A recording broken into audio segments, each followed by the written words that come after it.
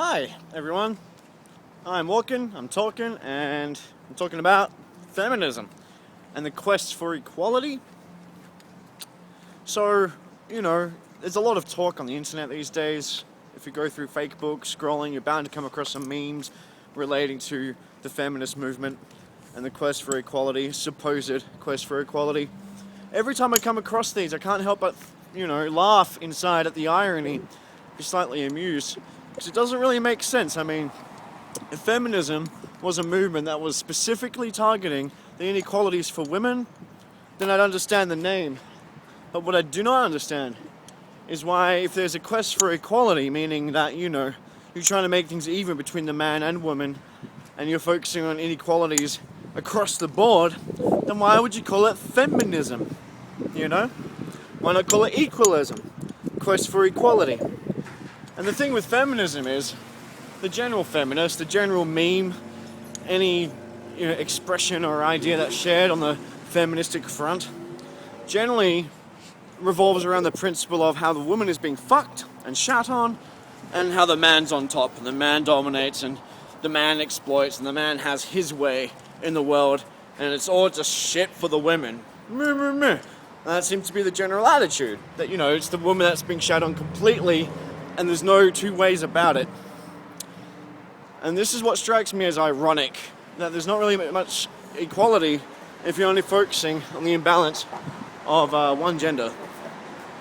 So, if you look evenly at this, if you actually do look at both sides without bias, instead of just focusing on one side and playing and catering to some kind of victim mentality, then you'll see that there are injustices and inequalities on both sides.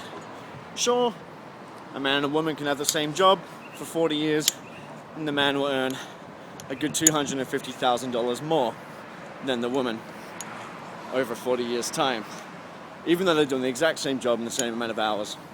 Fair enough, they have a point there. In the business world, is made by man, for man, so hence man excels more than a woman ever can, unless we're speaking prostitution, the oldest profession in the world, in which case a woman can make a lot of money by doing a lot less, just by laying on your back.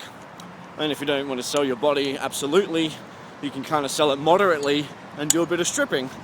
It's not really the fairest route, it's not really the most moralistic route, ethical, and you do have to sacrifice a sense of integrity, I think, and that's unfair. But what's also unfair is, what if there are men out there that also too wanted the opportunity to not have to work so hard their whole life to get to where they're going? What if they too wanted to have the opportunity to just lay down and take it, or dance around and sell their prettiness? Not to say it's not out there, I'm not to say there's not male strippers or male prostitutes, I'm just saying that I don't think there is as much opportunity in general as rewarding for the man as it is for the woman, for obvious reasons. Unless we're targeting the gay culture in specifics, but I'm not targeting or talking about any minorities here. This is all just generalized men, women, equality on both sides. So it's a strange example, but in a way there's actually some inequality there, that even though the business world is made for man, by man, there are ways that women can make a lot more money a lot quicker. I mean, they can make as much money that it takes a guy a year to make in 1 month. And there are ways that women can make that kind of money that man can't so easily, do. So there's one very strange example. There's better examples coming up. Another scene where there's a bit of inequality on the man's part. If you look at the Justice Department, the judicial system, especially in the family courts, you'll clearly see that, it's usually a one-way matter.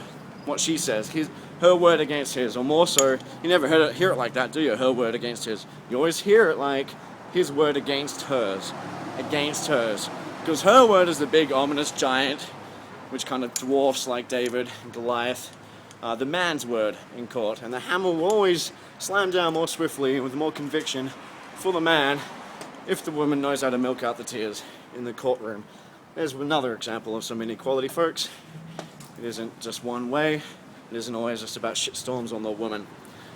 So, away from the judicial system. You know, people say that it's unfair how females are stereotyped and cultured and conditioned to, you know, objectify themselves basically and adorn themselves so to make themselves appealing, to learn all the new tricks to keep them men interested and enticed, and all of this. You know, that women are just sex objects and kind of taught to sell themselves out.